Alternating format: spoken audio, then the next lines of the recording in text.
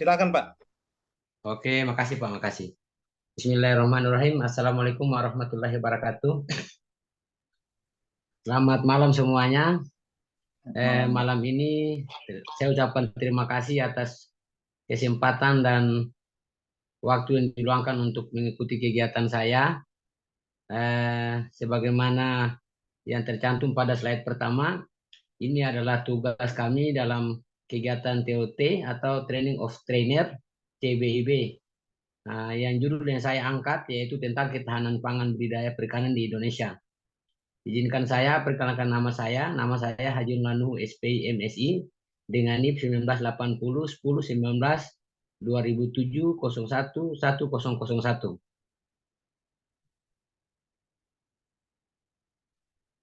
Dasar hukum dari ketahanan pangan ini adalah yang pertama Undang-Undang Nomor 18 Tahun 2012 tentang ketahanan pangan. Yang kedua tentang Keputusan Menteri Kelautan dan Perikanan Nomor 2 Tahun 2007 tentang cara budidaya ikan yang baik, yang dijelaskan dalam Peraturan Dirjen Budidaya Nomor 13 Tahun 2018 tentang petunjuk pelaksanaan sertifikasi cara budidaya ikan yang baik. Yang berikutnya Peraturan Menteri Kelautan dan Perikanan Nomor 39 Tahun 2015 tentang pengendalian residu obat ikan, kimia dan kontaminan. Yang berikutnya Peraturan Menteri Kelautan dan Perikanan Nomor 37 Tahun 2019 tentang pengendalian residu pada kegiatan pembudidayaan ikan konsumsi. Luas wilayah laut Indonesia adalah sebesar 5 juta yang masih dapat dikelola adalah 5,8 juta kilometer persegi. Dari luasan ini dapat kita ambil suatu garis lurus bahwa Indonesia ini termasuk negara kepulauan yang terbesar dengan laut yang terbesar di dunia. Ini sejalan dengan kebijakan pemerintahan Jokowi tentang poros maritim dan tol laut, di mana ini untuk mencakup kegiatan produksi atau menghasilkan pemasukan untuk negara dengan program-program yang mempunyai visi misi yang jelas, yaitu pos maritim dan tol laut. Potensi produksi lestari untuk sektor ekonomi kelautan itu sekitar 67 juta ton per tahun.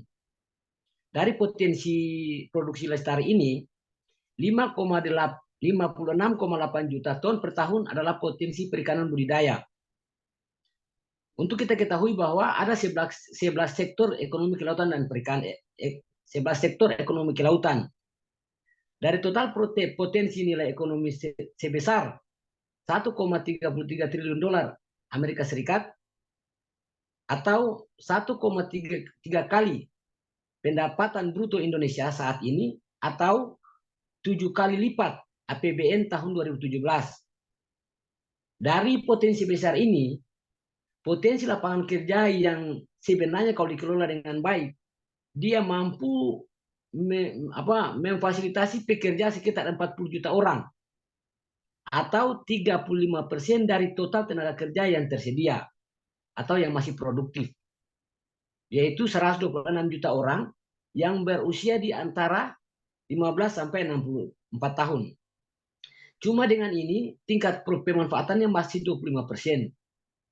Jadi negara kita termasuk negara kepulauan terbesar di dunia dengan perairan yang terbesar, tapi pengelolaan kita yang belum maksimal, yaitu tingkat pemanfaatannya masih terlalu kecil, 25%. Makanya kebijakan pemerintahan Presiden Jokowi itu adalah dengan poros maritim dan tol laut. Dari 11 sektor ekonomi kelautan tadi, ada 5 sektor yang merupakan ruang lingkup kerja dari KKP. Yang pertama, perikanan tangkap. Perikanan tangkap ini mencakup seluruh kegiatan penangkapan, baik di perairan laut, payau maupun tawar. Pokoknya semua yang menyangkut perikanan tangkap. Yang berikutnya adalah perikanan budidaya. Kalau perikanan budidaya ini dia mencakup produksi budidaya ikan, non ikan atau alga atau rumput laut dan kekerangan yang mencakup air laut, air tawar, dan juga air payau. Yang berikutnya industri pengolahan hasil perikanan, yang berikutnya industri teknologi kelautan, dan yang kelima adalah sumber daya wilayah pulau-pulau kecil. Dari kelima sektor ini, penerimaan pajak itu sekitar 2,5% dan 0,1%. Perhitungan itu berdasarkan pada produksi ikan dan biota perairan lain dalam bentuk bahan baku. Maksudnya begini, hasil budidaya ikan yang dihitung dengan 25% atau 0,1% ini masih berupa bahan jadi atau setelah selesai panen panen langsung dikonsumsi. Contohnya ikan yang dibudidayakan di KJA setelah dipanen langsung dijual. Itu berarti dalam bentuk barang jadi. Tidak dihitung dengan barang-barang yang atau dari produksi antara. Atau contohnya begini, ikan presto, bandeng presto. Bandeng presto itu kan cuma dilihat bandeng prestonya, berarti dia masuk di industri pengolahan hasil perikanan. Tapi kalau mau ditelusur, hasil dari ikan bandeng tadi itu ikan hasil budidaya. Nah, ini tidak dihitung, makanya yang dihitung produksi yang barang jadi saja. Sehingga perhitungannya sangat kecil, yaitu 2,5% dan 0,1%. Total pendapatan bruto ini diperkirakan sekitar 6% jika dihitung dari termasuk barang antara tadi. Jadi total PDB perkiraan sekitar 6%, kontribusi kelautan dan perikanan terhadap ketahanan pangan dengan total nilai dengan pangan nasional sekitar 60%. Itu jika yang produksi antara tadi dihitung termasuk dalam bidang hasil budidaya. Jadi dari kegiatan Presiden Jokowi tadi itu, program tadi itu, maka KKP menjamin mutu dan keamanan hasil perikanan. Kenapa penjaminan mutu ini ada? Karena dalam pasar global ada standar mutu pasar global, ada standar mutu. Standar mutu ini apabila kita mencapai standar ini, maka nilai penjualan atau nilai harga jual dari hasil produksi dapat dipasarkan di dengan harga jual sesuai standar mutu pasar global tadi. Nah, contohnya dari standar mutu pasar global tadi itu, dia pun standarnya contohnya grade ukurannya itu 5 cm dengan hasil mata sekian, dia punya hasilnya begini, dagingnya kondisinya begini, dengan teksturnya begini. Apabila kita mampu untuk mencapai standar tadi, berarti kita bisa menembus ke pasar ini. Kalau menembus ke pasar global, otomatis nilai jualnya semakin tinggi. Nah, untuk mencapai standar ini, maka KKP melakukan monitoring kesehatan budidaya. Monitoring ini dilakukan dari proses persiapan lahan hingga proses panen. Jadi standar-standar lahan yang baik untuk budidaya itu, nah itu wajib untuk mendapat sertifikatnya atau proses perizinannya yang diakui bahwa standar proses budidayanya itu sesuai, dia punya lingkungannya itu sesuai atau tempat budidayanya sesuai. Nah, selain dari monitoring tadi itu, KKP lakukan penyebaran edaran atau larangan. Edaran ini berupa edaran untuk agar himbauan untuk para pembudidaya ikan tidak menggunakan pakan yang tidak terdaftar pada KKP atau tidak punya SNI. Itu merupakan salah satu edaran. Atau contohnya larangan. Larangan ini contohnya dari KKP melarang untuk agar pembudidaya tidak boleh menggunakan benur atau indukan dari negara-negara yang terjangkit virus. Nah, ini merupakan proses untuk mencapai standar mutu pasar global ini. Nah, dengan ini kita mendapatkan satu rekomendasi dari Komisi Decision pada tahun 2011 dengan nomor pendaftaran registrasinya 1663. Nah, dari rekomendasi ini maka dari KKP membuat membangun dua laboratorium yang mempunyai standar dari pasar Uni Eropa yang dibangun di BBP AT Sukabumi dan di Situbondo. hasil audit dari DG Sante atau tim auditor dari Uni Eropa pada Oktober 2018, dua provinsi yang diambil sebagai tempat pengambilan sampel yaitu Provinsi Jawa Timur dan Sulawesi Selatan. Dari hasil sampel tadi itu kita mendapatkan hasil mirror. Hasil mirror ini membuktikan bahwa pembudidaya Indonesia tidak menggunakan bahan-bahan kimia ataupun sesuatu yang dapat mengurangi nilai mutu dari hasil budidaya. Jadi kalau mau dibilang dari hasil audit ini, standar mutu pasar global ini kita sudah dapat.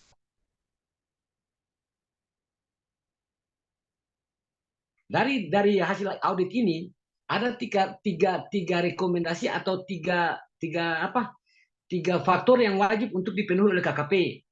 Yang pertama itu ruang lingkup perencanaan monitoring residu nasional. Jadi kalau seumpamanya ada mau kegiatan budidaya, lalu mereka melakukan permohonan perizinan, dia punya kegiatan monitoring itu secara menyeluruh dari awal, dari persiapan penempatan tempat budidaya hingga sampai proses panen. Yaitu yang kedua itu adalah penerapan ISO 17025. Yang ketiga, tindak lanjut dan investigasi. Maksudnya apabila ada masukan atau ada temuan atau ada pelaporan dari pembudidaya, KKP wajib melakukan tindak lanjut dari laporan tadi atau temuan tadi dan melakukan investigasi. Dan ruang lingkupnya diperluas. Kalau seumpamanya dari hasil budidayanya ditemukan ada residu atau ada kontaminasi, maka tim investigasi tadi dari KKP tadi itu melakukan investigasi secara menyeluruh dari bagian mana yang berpeluang untuk residu ini dia masuk ke hasil budidaya. Bukan berarti bahwa cuma hasil panennya saja. Mungkin dari panen tadi itu ada perlakuannya yang salah, ada penggunaan alat bahan-bahan untuk penanganan pasca panennya yang salah. Itu bisa jadi, tapi harus secara menyeluruh. Sehingga dari proses-proses budidaya tadi itu dari KKP dapat mengetahui bahwa di proses bagian mana yang beresiko sehingga masuknya bahan-bahan terlarang tadi dalam produk hasil budidaya. Nah, ini kalau supaya kita punya hasil budidaya tadi itu bisa menembus dari pasar global nasional mutu pasar global tadi. Nah, jadi untuk menindaklanjuti atau mencapai tujuan pasar global tadi, KKP untuk menjamin mutu keamanan hasil produksi perikanan, KKP mengambil langkah-langkah strategis. Yang pertama, penetapan standarisasi perikanan budidaya atau SNI. Untuk menetapkan standar ini, KKP telah menggandeng Badan Standarisasi Nasional atau BSN yang saat ini jumlah dokumen SNI terkait perikanan budidaya di seluruh Indonesia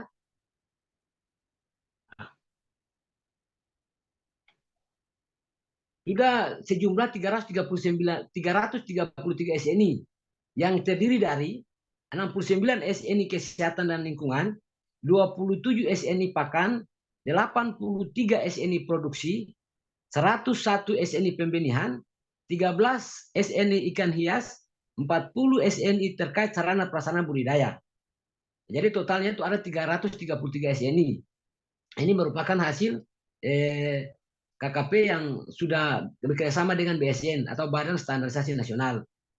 Yang kedua, sertifikasi CBIB, CPIB, dan CPPIB. Ini berlaku untuk seluruh pembudidaya. Selama tahun 2020, sertifikasi CBIB sudah mencapai 4.599 unit. Sertifikasi CPIB sudah mencapai 250 unit.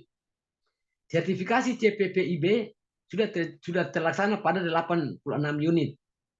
Yang ketiga, pendaftaran obat dan ikan, yaitu CPOIB. Nah, dari program ini nomor 3 ini, poin ketiga ini terhitung mulai Januari hingga Maret 2021, jumlah obat ikan yang terdaftar dan aktif sebanyak 355 merek. Yang keempat, pendaftaran pakan. Ini pendaftaran pakan ini dia berlaku untuk produksi pakan mandiri yang sudah apa namanya, dia sudah bukan untuk konsumsi sendiri, tapi sudah dipasarkan. Selama dia masih menggunakan atau dia produksi untuk dipakai untuk sendiri, itu tidak memerlukan untuk pendaftaran pakan. Tapi seumpamanya dia ingin meningkatkan status usahanya dari usaha mandiri untuk konsumsi sendiri, dijadikan sebagai produksi industri atau untuk dikonsumsi oleh pembudidaya yang lain, wajib mendaftarkan pakannya atau mendaftarkan proses dia punya daftar, dia punya nama pakannya, supaya dapat sesuai aturan pemerintah, supaya tidak melanggar edaran atau larangan dari pihak KKP. Yang kelima itu monitoring residu. Nah, monitoring residu ini termasuk suatu hal yang memang dianggap serius oleh KKP. Nah, ini selama tahun 2020 saja sudah sebanyak 5.080 sampel, baik pada ikan, udang, dan air. Jadi KKP untuk mencapai produksi mutu global tadi itu melakukan standarisasi nasional itu tidak asal program, tetapi langsung dilaksanakan ke lapangan.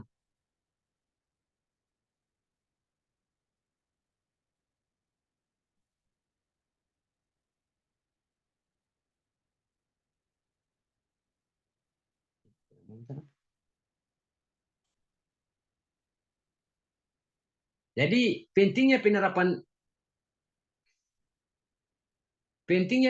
CBIB dalam usaha budidaya. Yang pertama itu CBIB bertujuan untuk menjamin bahwa unit usaha pembudidaya ikan telah menerapkan prinsip-prinsip cara pembesaran ikan yang baik. CBIB memberikan jaminan mutu dan keamanan pangan dari pembudidayaan dengan memperhatikan sanitasi, benih, pakan, obat ikan, dan bahan kimia, serta bahan biologis dari mulai produksi pembenihan, pembesaran, dan pembuatan pakan. Ini mencakup seluruh step untuk kegiatan semua CBIB. Yang kedua, ada 12 item budidaya ikan ramah lingkungan dan berkelanjutan. Di antaranya pemilihan lokasi, desain konstruksi. Jadi lokasi yang dipilih sebagai tempat untuk lakukan pembudidayaan itu minimal dapat rekomendasi dulu. Lalu berikutnya desain konstruksi. Dari desain konstruksi, kalau kita bandingkan dari desain ini kan, kalau masih taraf pembudidayaan dengan sistem tradisional, ini dia punya untuk dia punya desain konstruksi ini kan masih sangat berisiko untuk lingkungan sekitar. Nah, dengan adanya desain konstruksi ini ada bagian-bagian yang mungkin perlu ditambahkan, contohnya seperti sarana palnya atau pengelolaan limbah. Nah, jadi sehingga hasil buangan dari media budidaya tadi itu sebelum masuk ke lingkungan kembali itu sudah melalui satu proses pengolahan, walaupun pengolahan tadi itu tidak menggunakan alat-alat atau menggunakan bahan kimia, tapi ada proses pengendapan dulu, sehingga yang tidak layak masuk ke perairan atau ke lingkungan dia akan tersimpan dalam media pengendapan. Ya, yang berikutnya produk broodstock larva. Yang berikutnya manajemen pakan atau saprotan. Berikutnya manajemen air, manajemen peralatan, manajemen bahan kimia, penerapan biosecurity, penanganan masalah sosial, penanganan tenaga kerja. Ini yang penanganan masalah sosial ini. Jadi dalam proses pembangunan satu sarana budidaya itu otomatis dapat merubah lingkungan secara fisik maupun lingkungan secara sosial. Di mana dalam proses budidaya ini kan masyarakat tidak boleh bebas atau seleluasa untuk memasuki lokasi kegiatan budidaya tadi itu sebagaimana sebelum adanya kegiatan itu. Jadi ada batasan-batasan. Nah, ini mungkin akan berpengaruh pada kegiatan sosialnya tadi, masalah sosial. Mungkin ada kecurigaan, ada kecemburuan, atau mungkin bisa terjadi konflik. Jadi proses perizinan, proses sosialisasi ke masyarakat, minimal sebelum ada proses pembangunan, masyarakat sudah tahu bahwa akan dibangun satu unit sarana budidaya di lokasi itu. Sehingga saat sudah dibangun, masyarakat sudah tahu sehingga tidak terjadi penanganan, tidak terjadi masalah sosial. Lalu berikutnya penanganan tenaga kerja. Kalau tenaga kerja ini kan ada yang sudah mendapat sertifikasi pengakuan dari pemerintah bahwa dia ini layak untuk mendapatkan menduduki suatu jabatan atau memegang suatu penanggung jawab sebagai satu siklus kegiatan. Nah, ini juga akan berpengaruh kepada masyarakat. Jadi kalau macam kita punya punya punya persyaratan tadi sudah punya sertifikat, nah ini kita jelaskan buat masyarakat bahwa persyaratan untuk kita jadi pembudidaya itu harus ada CBIB, ada CPPIB, ada CPIB.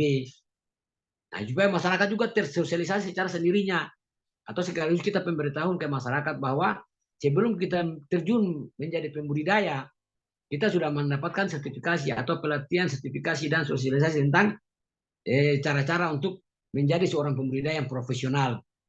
Karena masalah sertifikasi ini kan kalau sertifikat ini pengakuan dari pemerintah ini kan diibaratkan kita punya motor. Kita punya motor darat yang harga yang kita beli contohnya 100 juta lah contohnya. Selama kita tidak punya SIM, berarti kita cuma bergerak dalam lokal saja. Kalau kita sudah punya SIM atau surat izin mengemudi, jangankan motor kita, kendaraan kita orang pun juga kita bisa bawa karena kita punya legalitas, punya perizinan. Yang berikutnya adalah manajemen data dan traceability serta pengelolaan limbah. Saya bilang tadi tentang pengelolaan limbah. Manajemen data ini sekarang prosesnya semua secara online. Sekarang juga kan untuk data dia punya pengelolaan air, waktu pemberian pakan itu sudah di-setel secara canggih dengan teknologi. Jadi ini juga mesti kita terapkan di kegiatan budidaya. Sehingga kaum milenial ini tidak semata-mata berpikiran bahwa orang pembudidaya itu dia cenderung dengan kotor. Tapi kalau macam orang sudah paham tentang dengan cara-cara budidaya yang semakin modern, kita harapkan untuk para milenial ini orang mampu untuk menjalankan kegiatan usaha budidaya ini secara profesional. Nah, dengan tujuan dari tujuan materi ini di mana bahwa keberterimaan produk dan penguatan daya saing hasil perikanan budidaya adalah mutlak harus didorong untuk meningkatkan nilai ekspor produk perikanan budidaya nasional. Demikian presentasi dari saya. Mungkin ada yang perlu kita sharing atau kita tukar pendapat. Saya berikan waktu.